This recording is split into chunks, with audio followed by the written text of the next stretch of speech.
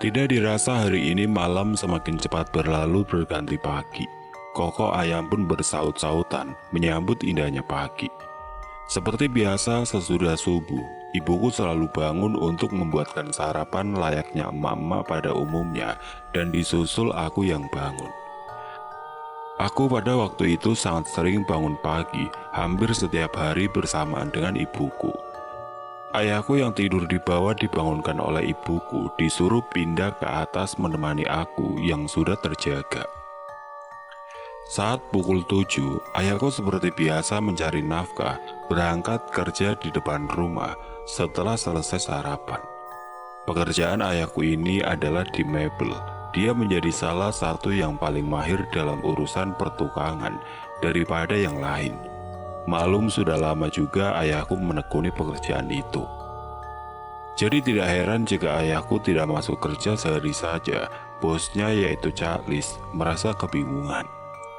Setelah ayahku berangkat kerja, selang kemudian disusul Pak Men yang datang untuk menebang pohon bambu. Lalu warga pun penasaran dan ingin tahu apa yang terjadi selanjutnya ketika pohon itu ditebang. Disusul kedatangan Cak Lis yang akan mendoakan membantu Pak Men mengusir makhluk jahat itu pergi.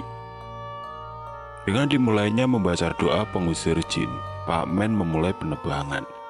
Orang-orang ramai bergerombol menyaksikan kejadian itu. Baru saja pohon ditebang, pohon bambu itu mengeluarkan darah seperti layaknya manusia yang tubuhnya tersayat. Warga yang melihat pun seakan percaya tidak percaya melihat pemandangan yang mengejutkan itu. Pak Min yang tidak menghiraukannya, terus saja dia menebang pohonnya sambil membacakan doa. Lalu seketika tubuh Pak Min kaku.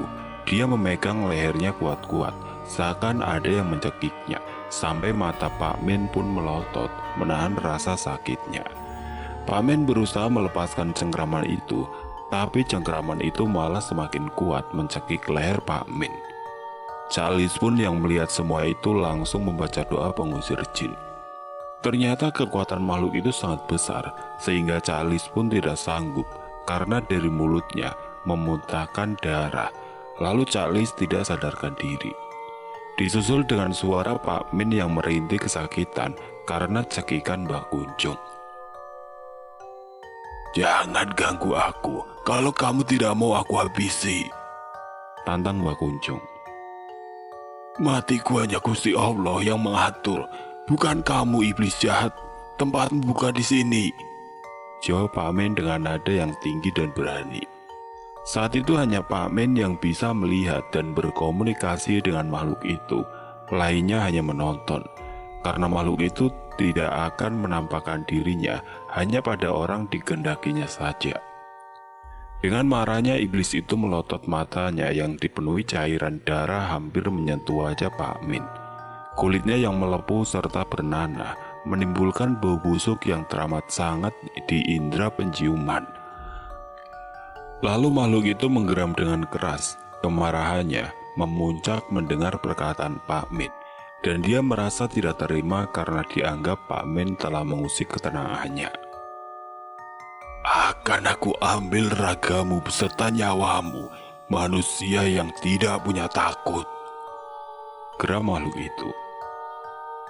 "Di atas langit masih ada langit. Tidak ada yang aku takuti selain penciptaku," saut Pak Min yang terbata-bata karena lehernya masih dalam kondisi tercekik. Lalu mereka pun seperti berduel. Mbah Kunjung mulai memanggil anjing hitam besarnya, mungkin besarnya sebesar sapi kecil, bukan anak sapi lo ya. Dan Pak Min seperti memulai membaca doa dan mengangkat kedua tangannya memohon perlindungan kepada Allah. Lalu Mbah Kunjung dengan isyarat menyuruh anjing itu untuk merasuki badan Pak Min, mengambil jiwanya lalu membuatnya menjadi mati secara mengenaskan. Sesaat kemudian si anjing akan merasuki tubuh Pak Min. Seperti dalam tubuh Pak Min ada penolakan, sehingga anjing itu tidak dapat masuk. Dan terus mencoba lagi, namun lagi-lagi energinya bentrokan. Akhirnya Mbak Kunjung dengan sangat marah mulai turun tangan, menyerang Pak Min dengan seluruh kekuatan yang dimilikinya. Namun Pak Min berusaha bertahan, badannya hampir lemas. Kekuatannya tersedot habis dan akhirnya Pak Men memuntahkan darah dari mulutnya. "Ya Allah, jika aku mati maka biarkan aku mati dengan husnul khotimah," ucap Pak Men dengan nada pasrah. Lalu tiba-tiba pertolongan Allah pun datang. Mbah Kunjung merintih kesakitan seperti ada yang menyerang. Panas." Tangan yang semula mencekik leher Pak Men terlepas dengan sendirinya. Lalu dia pergi masuk ke dalam bambu itu, sembari mengatakan seakan tidak ada rasa kapok dalam dirinya. "Aku bakal balas dendam," seru makhluk itu disusul menghilangnya tubuhnya. Dan Pak Men tergeletak lemas, seluruh kekuatannya habis tersedot. Warga yang melihat langsung segera menolong dan membopong Pak Men.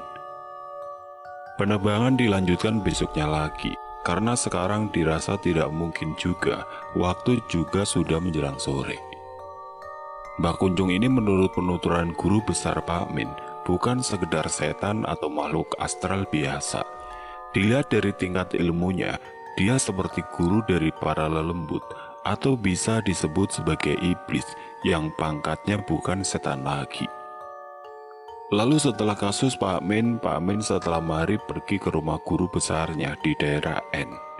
Lalu meminta bekal melawan makhluk itu ketika nanti ada penyerangan atau teror yang menyangkut pautkan keluarganya. Beberapa kilo jarak yang Pak Men tempuh dengan menggunakan sepeda motor 75. Maklum, sepeda zaman dulu yang ada hanya Vespa dan itu. Di sepanjang perjalanan banyak sekali sesuatu yang dilihat Pak Men. Biasa, makhluk-makhluk yang tidak kasat mata biasa menampakkan diri sehabis waktu maghrib.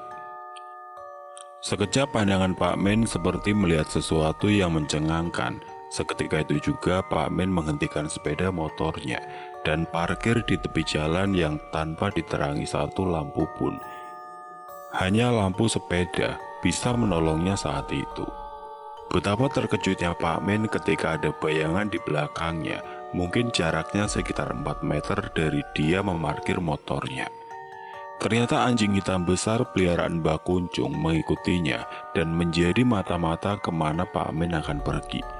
Pak Men pun membaca doa untuk mengusirnya, lalu si anjing hitam itu langsung menghilang lenyap tanpa jejak. Pak Men pun melanjutkan perjalanannya lagi. Rumah guru besarnya Pak Men lumayan jauh dari desa kami. Apalagi motor yang dibawa saat itu tidak bisa ngebut karena mesinnya sudah tua. Hampir separuh perjalanan yang ditempuh Pak Men tiba-tiba motornya mogok. Lalu Pak Men berhenti, seraya mendorong motor kesayangannya itu ke pinggir jalan sambil ia cek. Ternyata bensinnya habis. Pak Men dengan sabar hati mendorong motornya mencari tukang bensin terdekat. Walau dirasa tidak mungkin ada penjual bensin di sekitar situ karena jalan rayanya masih jauh. Pak Men merogoh kantong celananya dan mengambil sebuah benda kecil sebagai alat bantu penerangannya, yaitu HP Tulalit, alat telekomunikasi pada zaman dulu. Tanpa kamera, WA, FB, IG, Tweet, apalagi aplikasi TikTok. Yang saat itu hanya berisi aplikasi pesan dan via telepon juga senter kecil di atasnya.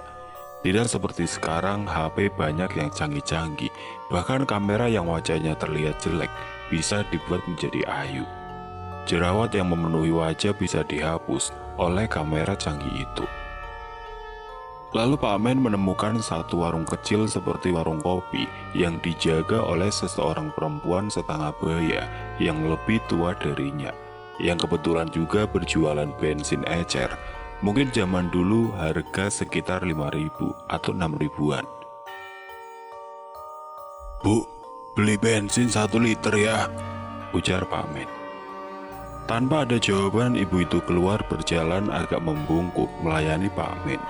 Lalu si ibu tua itu berkata, "Mau kemana, nak?" "Mau ke rumahnya sesepuh, Bu," balas Pak Men. "Di sini ngopi dulu," kata wanita tua itu sembari tersenyum ke arah Pak Men. Lalu Pak Men pun duduk di kursi panjang yang ada di luar, tepat di depan sepeda motornya, sambil menunggu kopi buatan ibu itu jadi. Tidak berapa lama dari arah belakang, ibu itu membawa secangkir kopi hitam yang khas aromanya untuk disuguhkan kepada Pak Min. Lalu ibu itu duduk agak berdampingan tepat di sebelah Pak Min dan menaruh kopinya di sebelahnya. "Monggo, silahkan diminum," kata ibu itu. Lalu Pak Min berkata lagi memulai perbincangan supaya suasana tidak menjadi hening. "Ibu, di sini sama siapa? Kok sudah tua masih jaga warung kopi sendirian? Anaknya di mana? Kok tidak membantu?" tanya Pak Min. Lalu ibu itu tidak menjawab, melainkan mengubah topik pembicaraan yang membuat Pak Min kaget.